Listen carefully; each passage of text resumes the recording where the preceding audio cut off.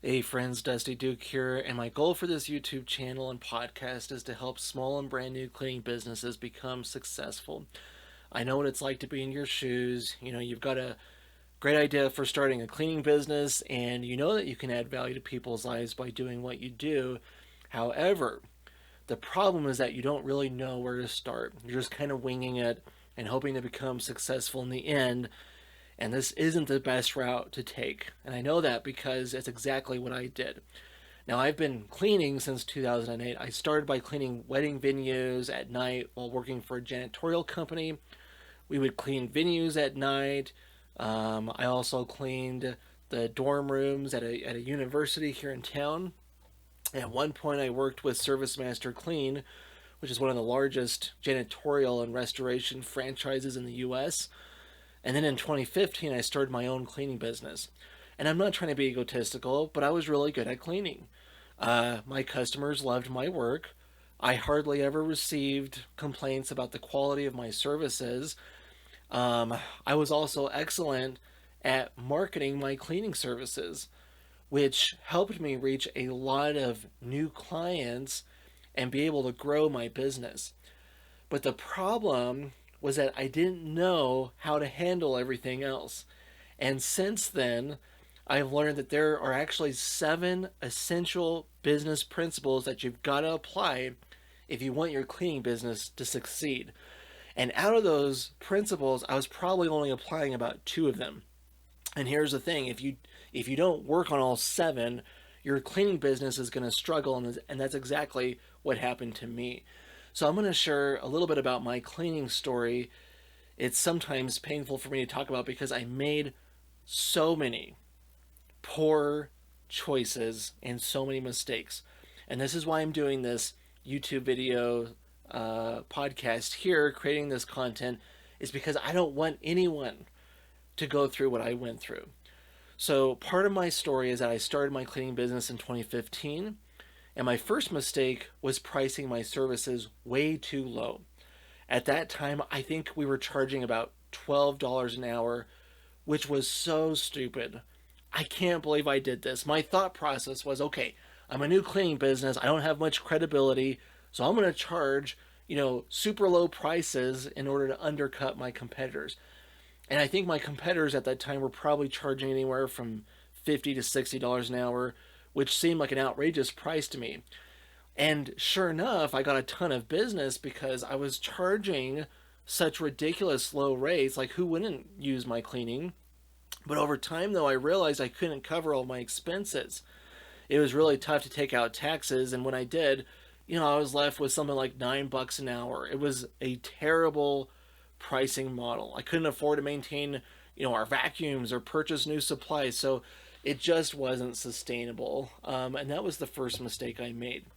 Now, the second mistake I made was that I rebranded way too many times. Within the first few years, I think I rebranded like 3 times, or actually, I think it was 4. I changed the company name a couple of times. I redesigned the logo, then I revamped the website, and then I changed the logo again. I did a ton of rebranding in just a few years. And that's not something you want to do. You got to stick with your brand for a solid amount of time because frequent rebranding is going to confuse your customers. And confused customers are unlikely to purchase cleaning services, okay? Now, the third mistake I made was how I trained my employees, or more accurately, how poorly I led them. Now, this wasn't their fault. It was entirely due to my lack of effective leadership, but I would train my employees for about 2 weeks. I would show them everything that they needed to know about cleaning, and then I'd send them off to my clients' homes to do the cleanings for me, thinking, okay, we spent 2 weeks on training. They should know how to do the cleaning by now. But in reality, 2 weeks wasn't enough time for them to learn how to do house cleaning the way that I wanted it done. I should have been shadowing them a lot more. And honestly, this was part of the same mistake I kept making. I wanted to focus on marketing. I didn't want to do the cleaning. Now, I was really good at cleaning, but I was also really good at marketing. And I told myself, okay, Isaac, if you have to choose between one of those 2 things, which would you rather do, the house cleaning or the marketing? So I chose the marketing. I wanted to focus on just marketing, and I wanted to outsource cleaning to my employees. Now, in reality, I could have done both. It didn't have to be an either or scenario. That's on me. But I wanted to focus on marketing and hire employees to handle the cleaning for me. Now, the truth is, I should have been out there at every single job with my employees, evaluating their work, showing them tips on how to clean better, giving them the praise they needed when they did a good job, offering constructive feedback, right? I should have been on the field with them for every cleaning, and I didn't do that. And that was a huge mistake on my part.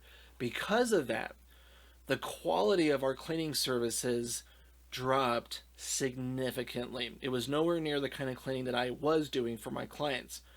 We would get customers through our marketing efforts. We spent a lot of time and money acquiring new customers, and then they would never hire us again. And when the quality of your cleaning services is poor, you know what? People might use you once, but they're not coming back. Okay. And it can get even worse. They might start leaving bad reviews. And they definitely won't send you referrals. And at that point, your reputation's going to become so tarnished, and you don't want that to happen. And that's exactly what was starting to take place in my business. So that was my second mistake. Now, the third mistake I made was taking on a grand total of about $80,000 in debt from various sources. I took out a ton of credit cards. At that time, my credit score was great, so creditors were, eager to lend to me, and I used tens of thousands of dollars in credit cards to pay for marketing. I also took out about a $30,000 car loan specifically for my cleaning business. I ended up in about $12,000 in debt to an employment agency. So that was my third mistake, accruing all this debt. And I convinced myself that I would pay for, marketing, acquiring new customers, and then that extra revenue would help us manage the debt, pay it off over time, and grow the business. But then there was a fourth mistake that I made. So we accrued the debt with the employment agency because I hired a bookkeeper who wasn't competent at all. Okay, this guy was a friend of mine from church. They told me that they had some bookkeeping experience. They were in a financial pickle at the time, so I felt bad for them, and I decided to hire them as a favor. Now, let me tell you this. Never hire someone as a favor. You don't hire people to do them favors. You hire people because they can add value to your cleaning company, and in return, you're going to add value to them by paying them, okay? So this bookkeeper didn't do a good job. They allowed a lot of my account payables to go unchecked for several months, and I ended up accruing about $12,000 in debt with this employment agency as a result. Now, by the time I had to close down my cleaning business, I had a grand total of about $80,000 in debt. And it was very difficult to continue running the business at that point. My pricing still wasn't great. And so the pricing I was charging customers wasn't that great. I had a ton of customers, but the business wasn't sustainable. I wasn't making any profit from those customers. And at that point, I realized there was no way I could move forward. Now, in hindsight, I know I probably could have turned things around if I had let go of all of my employees, taken over the cleanings myself, kind of sifted out the low-paying customers and focused on the higher-paying ones, and worked on improving the quality of our cleaning services. But my mindset wasn't in a good place at all. And I think I was stuck in this belief that I wanted to focus on marketing, and I didn't want to do any cleaning. I was really stubborn, which, by the way, being stubborn will kill your business. And that was another big mistake.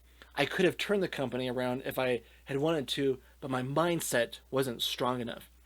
And when I work with cleaning businesses to try to help them grow, I always emphasize mindset, which, by the way, it's one of the 7 business principles that I teach. You have to master your mindset.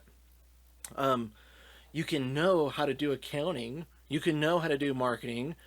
You can know how to clean houses exceptionally well. But if you don't know how to master your mindset, if you can't manage your emotions, if you're not emotionally intelligent, if you don't know how to challenge unhelpful thoughts or address bad attitudes that you have, you're going to fail, which is what I did. So, long story short, I ended up consulting an accountant who was much more trustworthy. This accountant had decades of experience, hundreds of clients. Honestly, I should have hired them for bookkeeping from the start. And they advised us that filing for bankruptcy was in our best interest because of the amount of debt that we had. So I hired a bankruptcy attorney. We paid a little over $2,000 during the next year to start the bankruptcy filing process. But then my wife came to me and said, Isaac, I don't think we should file for bankruptcy. I think we should pay off this debt. Now, at that time, I was kind of frustrated because we already, spent a little over $2,000 on the attorney. But now, today, I'm incredibly grateful for her idea. We didn't recover much of the payment for the bankruptcy attorney, but I began contacting all of my creditors. We negotiated payment plans. Now, today, we've gone from $80,000 in debt to about $8,000. We've paid 90% off on our debt, and we're on track to pay it all off in 2025. So we've come a long way. Now, here's the thing. I don't want any cleaning business to go through what I did. When I shut down my cleaning business, I had to lay off all 4 of my employees, and that was the most brutal experience of my life. A couple of those employees were single moms trying to provide for their families, and it was heartbreaking to lay them off because of the poor decisions that I made. And here's the thing, when you make bad decisions in your cleaning business, it doesn't just affect you. It affects your spouse, your kids, your customers, your employees, your community. The repercussions can be devastating. And I don't want anyone to go through the pain I experienced or the pain I unintentionally caused others. So that's why I dedicate my time teaching cleaning companies how to apply the 7 business principles that I've learned over the years to run a successful business. I'll be sharing more about those principles in future videos, so stay tuned for that. Thank you for watching this. If you have any questions about my story or running a successful cleaning business, let me know.